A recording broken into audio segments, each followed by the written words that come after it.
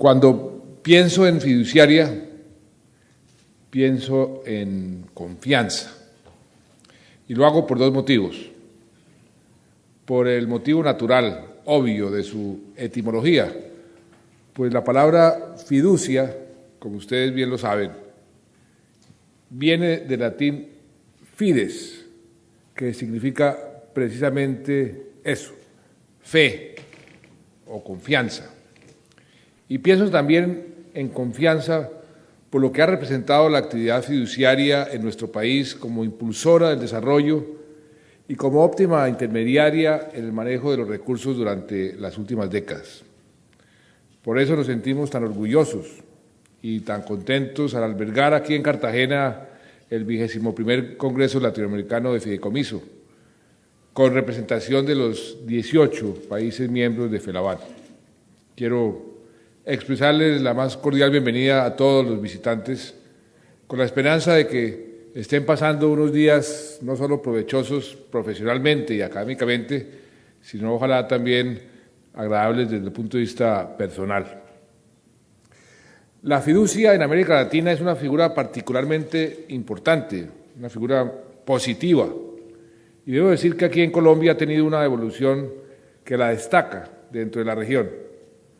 Tanto que, por ejemplo, en nuestro país son las fiduciarias las que manejan los fondos de inversión, los grandes intermediarios del ahorro y el capital. Porque la fiducia, repito, la vemos en Colombia más que nada como un sinónimo de confianza. Esta convicción ha conducido a un desarrollo muy grande que se refleja en las cifras. En la última década, como estoy seguro que aquí se ha dicho, desde diciembre del 2002, cuando yo era ministro de Hacienda, hemos pasado de unos 3.000 fideicomisos con activos por unos 17.000 millones de dólares a 13.500 fideicomisos con activos por más de 95.000 millones de dólares. Vale decir, en 10 años los activos en fiducia se han quintuplicado. Y quiero destacar el aporte de la fiducia y de las sociedades fiduciarias, por supuesto, tanto en los negocios privados como en la actividad pública. En nuestro gobierno hemos identificado a 5 sectores de la economía que tienen un especial potencial para jalonar el crecimiento económico, los hemos llamado las 5 locomotoras. Estas son la vivienda, la infraestructura, el agro, el sector minero-energético y la 5ª locomotora que hemos identificado es la innovación. Y debo decir que en cada una de estas locomotoras, la confianza que genera la actividad fiduciaria ha sido y es un factor clave para su impulso. Por ejemplo, la fiducia es un instrumento ideal para el desarrollo inmobiliario y se encuentra detrás de iniciativas de gran impacto social, como son los macroproyectos de vivienda de interés social, que además se aprobaron recientemente en el Congreso de la República. Ni qué decir en el tema de la infraestructura. Tenemos tanta fe en la buena gestión de las fiduciarias que, como aquí se dijo en el Estatuto Anticorrupción que sancionamos hace un par de meses, se establece que los anticipos que el Estado le otorga a los grandes constructores, a los operadores de los grandes proyectos de infraestructura, solo podrán ser manejados por fiducias irrevocables o patrimonios autónomos que garanticen el buen uso de los recursos. Incluso en la locomotora de la innovación también se canalizan los recursos para ciencia y tecnología a través de vehículos fiduciarios. Además, la fiducia es un instrumento ideal para gestionar carteras colectivas y en tal sentido beneficia a las locomotoras y a los demás sectores de la economía porque encausa los recursos hacia proyectos productivos. La fiducia es un instrumento para administrar recursos de la seguridad social, como es el caso del Fondo de Pensiones Públicas, el Fondo de Pensiones Territoriales y la administración de los recursos del sistema de Salud a través del llamado FOSIGA.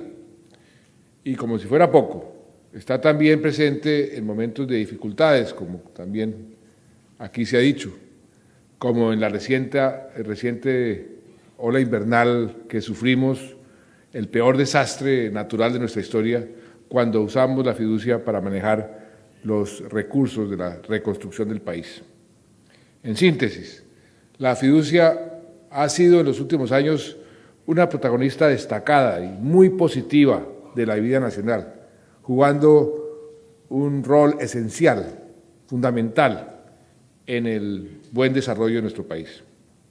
Esto debe ser motivo de orgullo para las fiduciarias y el sector financiero colombiano, pero al mismo tiempo debe llamarlos a entender la enorme responsabilidad que esto implica, porque si la fiducia es confianza, lo que deben buscar cada día las fiduciarias es hacerse merecedora de esa confianza, con actuaciones impecables, con un estricto control de los riesgos, con altos niveles de eficiencia y con muy pertinentes mecanismos de evaluación.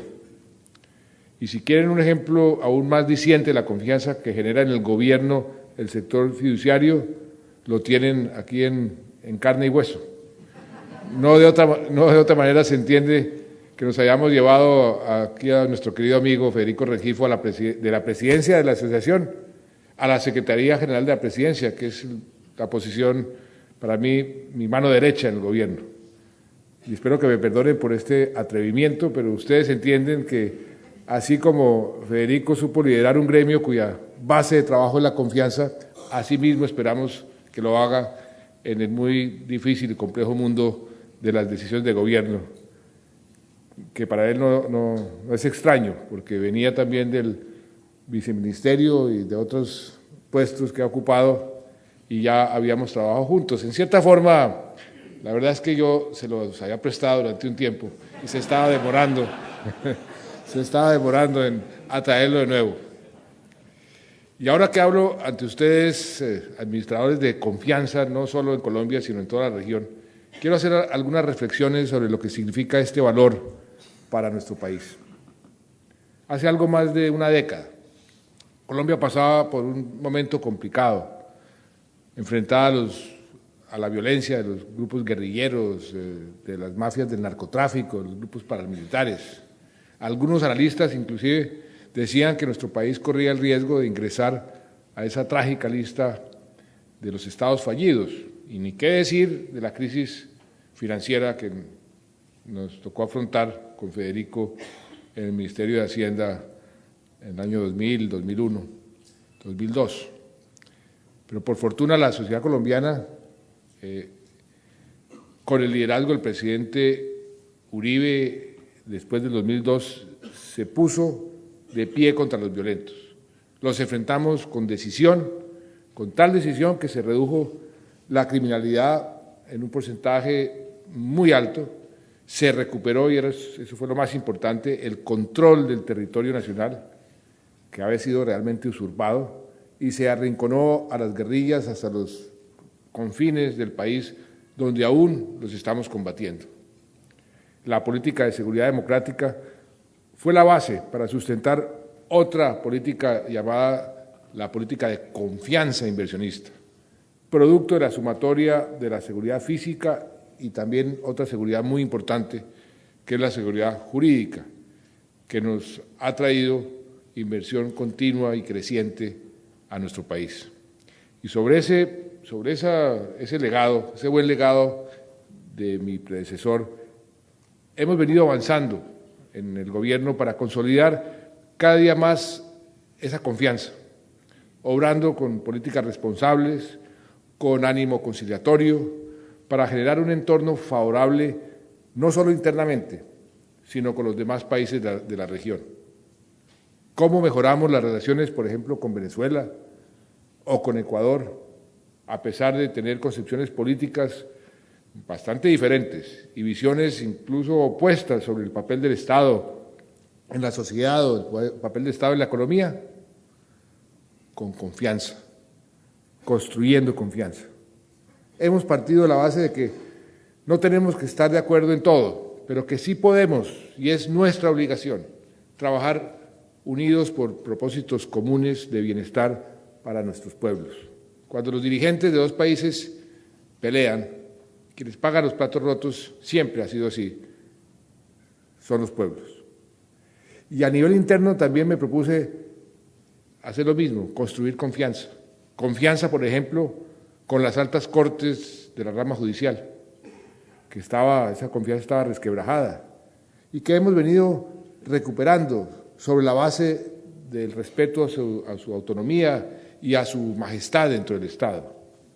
Confianza también inclusive con la oposición, para que ejerza su papel sin ninguna clase de cortapisa o de obstáculo, o con las organizaciones de los derechos humanos, o con la prensa crítica, cuya función es fundamental para mantener viva y operante la democracia, con controles ciudadanos que siempre los estimulamos para que sean cada vez más vigentes. Por ejemplo, acabamos de lanzar, el viceministro tuvo ese detalle el día de mi cumpleaños, hace unas semanas, un portal,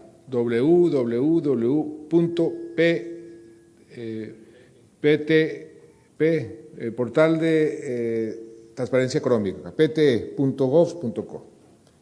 Ya está operando hoy. Ese portal ustedes se meten y aparece todo el Estado colombiano. Y ustedes pueden vigilar en tiempo real todas las transacciones del Estado, todos los contratos que se han firmado, cómo van evolucionando, con quién se firmaron, cuánto se ha pagado, todos los pagos que hace cualquier ministerio o cualquier entidad. Yo creo que ningún país en el mundo tiene algo parecido. Lo hemos tratado de verificar y no hemos descubierto ningún país que tenga ese instrumento para generar transparencia y confianza. Construimos confianza en el gobierno también al plantear un proyecto de unidad nacional, en torno al cual se han reunido no solo el partido al cual yo pertenezco, sino 4 partidos políticos más, que representan el casi 95% del Congreso. La unidad nacional no fue una fórmula para ganar las elecciones. Afortunadamente ganamos las elecciones ampliamente antes de haber construido esa unidad nacional, sino una fórmula para gobernar, para asegurar mayor gobernabilidad. Y eso nos permite sacar adelante las reformas y las iniciativas que son necesarias en los momentos necesarios, y nos ha permitido aprobar unas reformas que mucha gente hace un par de años hubiera pensado que era imposible hacer aprobar en el Congreso. Y así ha sido. Y sin pretender estar de acuerdo en todo ni buscar el odioso unanimismo, hemos logrado un nivel de gobernabilidad que muchos hoy en día están envidiando, y más ahora en este entorno de temporales económicos y financieros. Y sobre todo nos están envidiando en los llamados países desarrollados, donde precisamente la falta de gobernabilidad les ha impedido tomar unas decisiones apropiadas y oportunas para salir de esta tormenta financiera. La unidad nacional gira en torno a un propósito, a una meta que nos hemos fijado y a la que hemos denominado prosperidad para todos, y que se centra en tres ejes sencillos y fundamentales: mantener e incrementar la seguridad, crear más empleos y ojalá más empleos formales, y reducir sustancialmente los índices de pobreza de nuestro país.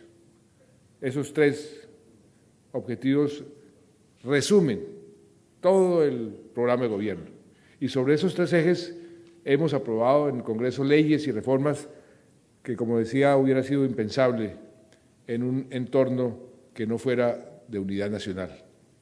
Estamos demostrando, como hay tantos casos en la historia que lo ejemplifican, que cuando los pueblos se unen con objetivos claros, pueden lograr grandes cosas.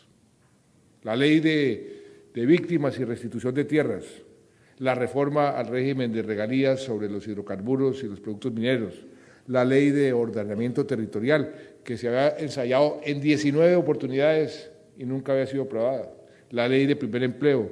Son apenas algunos de los ejemplos de lo que se puede lograr cuando un país entiende que sus retos son muy grandes y los enfrenta en un ambiente de armonía política y armonía institucional.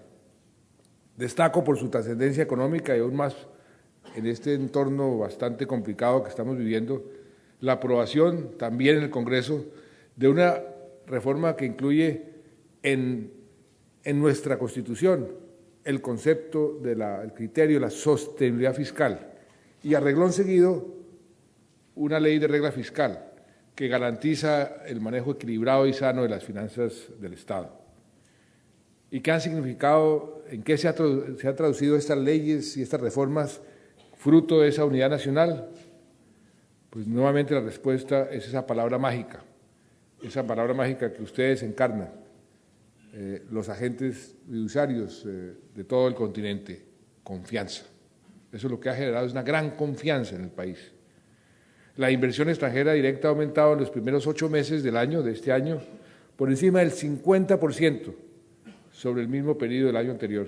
Y todo indica que este año vamos a batir todos los récords en nuestra historia en materia de inversión extranjera. Las calificadoras internacionales, las principales, que nos habían quitado hace mucho tiempo, muchísimo tiempo, el grado de inversión, nos lo volvieron a conceder. Confiados en los buenos indicadores macroeconómicos del país, en las políticas responsables, pero sobre todo en esa confianza que hemos venido generando. La unidad de inteligencia del Economist nos puso en un grupo que han llamado los CIBETs, que son los que supuestamente van detrás de los BRICS y que prometen el más alto índice de crecimiento en esta década. El Hong Kong Shanghai Banking Corporation, que es uno de los bancos más grandes del mundo, hizo un estudio, sus analistas, que fue publicado en Hong Kong y hizo un pronóstico para el año 2050 y pone a Colombia como el país que va a tener más éxito de toda América Latina y nos pone en el año 2050 entre las 30 economías más sólidas del mundo, por encima de países que uno nunca se hubiera imaginado que podrían estar por debajo de Colombia. También hace unas semanas el presidente del Exim Bank nos visitó y nos dijo que ellos tienen a Colombia como uno de los 10 países más atractivos para promover sus inversiones y sus negocios. Y en estos días nos enteramos además que la calificadora Standard & Poor's mejoró la evaluación de riesgo del sector bancario colombiano en 2 puntos, pasando de 8, que era una calificación de alto riesgo, a 6, que es una calificación de riesgo moderado, y que ahora compartimos con Perú y con Panamá. Eso en estos momentos es un paso importante. El sistema financiero del país, y aquí se incluye de manera muy importante, por supuesto, el sector fiduciario, pasa por un momento de especial solidez, de especial solvencia y cobertura. Y eso representa un factor de tranquilidad frente a una eventual crisis mundial. Y por fortuna no estamos solos, pues el sector financiero de América Latina, como lo ha destacado Felaván y el doctor Rivera, ha aprendido sus lecciones, ha hecho su tarea, se ha capitalizado adecuadamente y presenta un perfil de solidez, yo creo que como nunca antes. Por supuesto, no somos inmunes ni pretendemos serlo ante fluctuaciones o crisis a nivel planetario, pero sí podemos decir que estamos bien parados para enfrentarlos.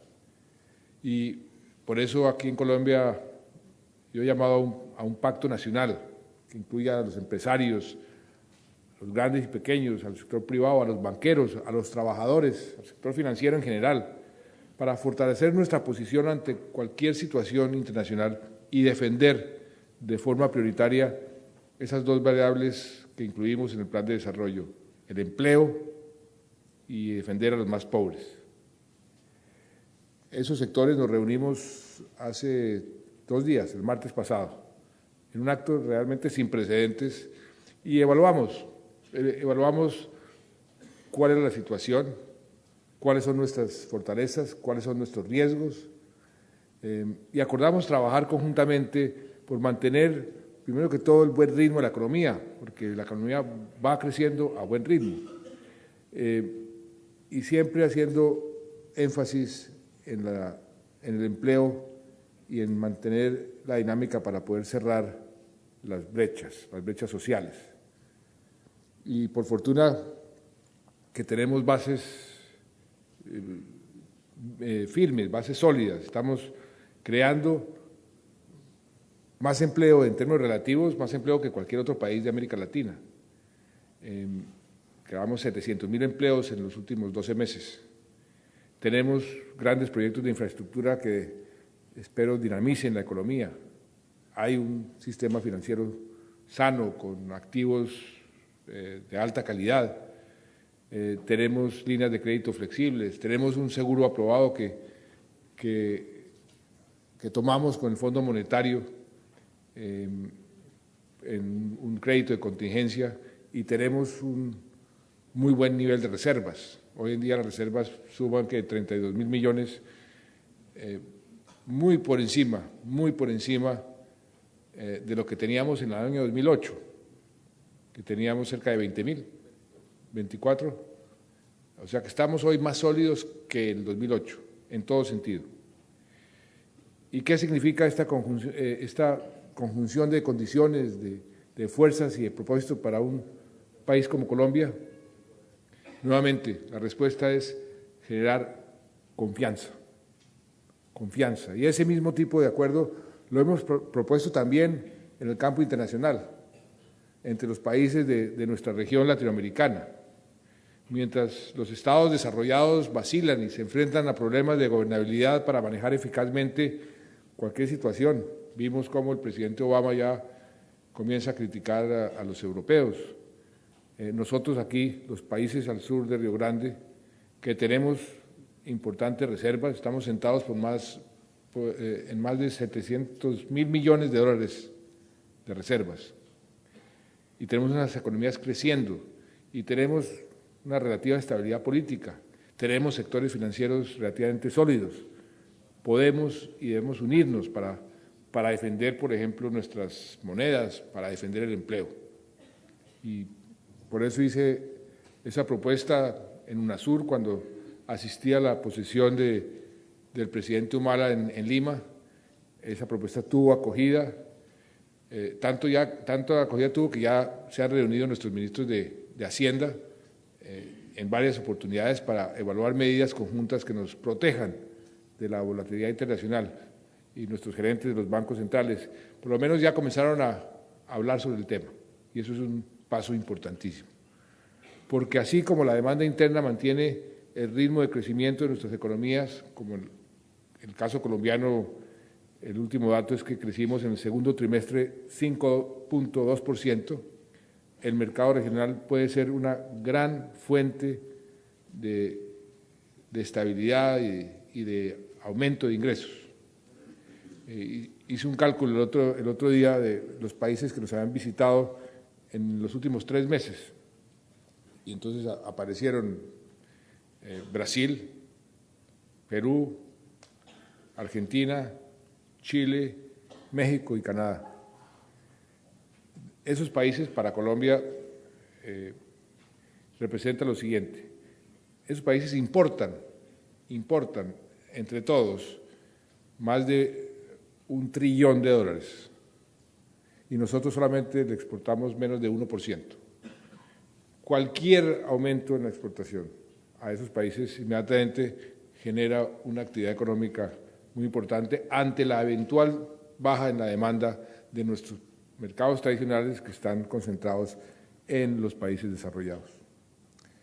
La coordinación de nuestros bancos centrales es también importantísimo y lo estamos impulsando, y así podremos producir ese elemento que, aunque intangible, es indispensable para poder crecer y para poder sostener el crecimiento. Nuevamente, la confianza. Muchas gracias, doctor Oscar Rivera, y doctor Fuad Velasco, a FELABAN y a sus fiduciarias por haber hecho posible este Congreso Latinoamericano de Fideicomiso en nuestro país y por generar con esta reunión reflexiones sobre esa palabra mágica, la confianza, y lo que ella representa para Colombia y para toda la región. Colombia y América Latina avanzan juntas. Yo he dicho desde hace ya más de un año que si jugamos bien, esta es la década de América Latina. Y creo que con fe en el futuro y debemos seguir trabajando para que esa confianza nunca sea defraudada. Y estoy seguro que con el trabajo de ustedes, con la participación de ustedes, con ese optimismo que ustedes irradian y con su buen trabajo, esa confianza nunca será defraudada. Muchas gracias.